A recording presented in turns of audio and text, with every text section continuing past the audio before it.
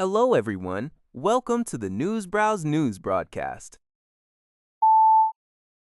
NHK reports that uncertainty continues to grip the Middle East as Iran and the United States remain unable to agree on terms to restart peace negotiations.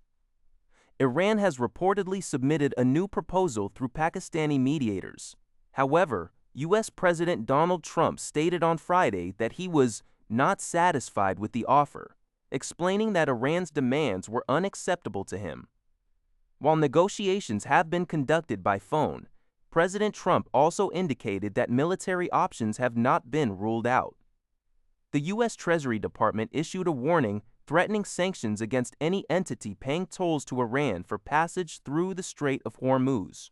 Meanwhile, Iranian Foreign Minister Abbas Araghchi confirmed phone discussions with regional counterparts and emphasized Iran's readiness for diplomacy, provided the U.S. alters its excessive demands and provocative actions. A report by the Wall Street Journal suggests Iran has eased its conditions, now expressing willingness to negotiate Strait of Hormuz access if the U.S. lifts its port blockade and ceases attack.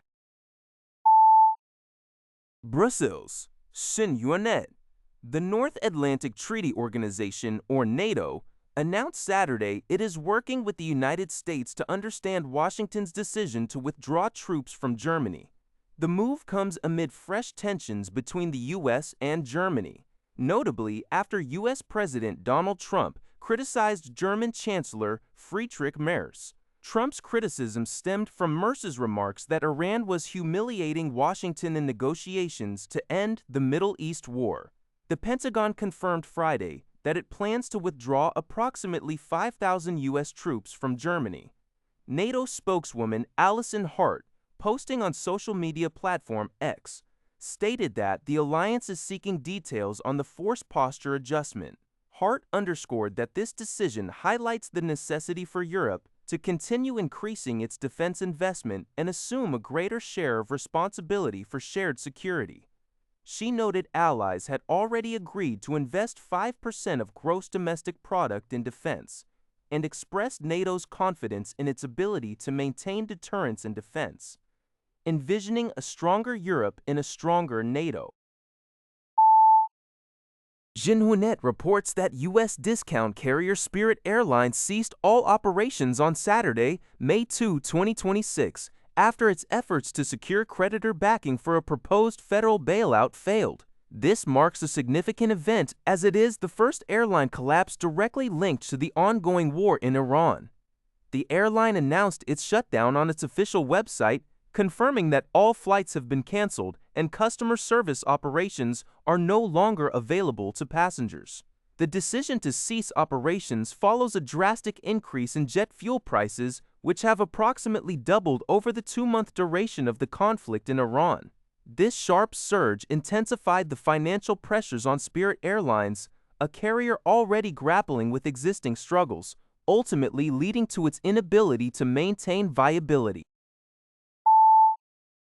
Estée Lauder, a leading beauty conglomerate, announced an increase in global layoffs to 10,000 employees, representing approximately 17.5% of its total workforce. The decision, reported by Sing Tao, aims to accelerate corporate restructuring and prepare for an upcoming merger with Spanish fragrance giant Puig. Over 70% of the additional 3,000 job cuts will impact department store counterstaff, signaling a major strategic shift towards digital sales platforms like TikTok Shop, Sephora, Ulta, and Amazon. Despite the significant job reductions, the company's stock surged by about 11% in pre-market trading, following better-than-expected quarterly profits and an upgraded full-year earnings forecast. Estée Lauder anticipates these restructuring efforts will yield annual cost savings of up to $1.2 billion, demonstrating investor confidence in the company's digital transformation and efficiency drive.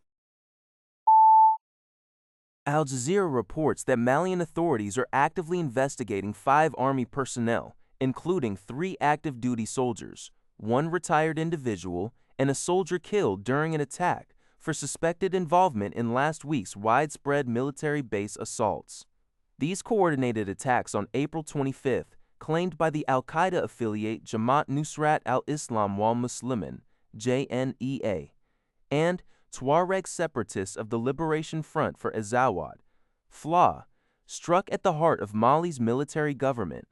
The violence resulted in the death of the defense minister and the expulsion of Russian forces from Kidal, which is now under rebel control, with JNEA calling for an uprising and pledging to besiege Bamako, and checkpoints already reported around the capital. The situation remains tense. Military leader Assimi Goïta vows to neutralize the armed groups, while experts view the government's ability to retain control of northern cities like Timbuktu and Gao as a critical test. That's all for this video. Thank you for watching. See you in the next video.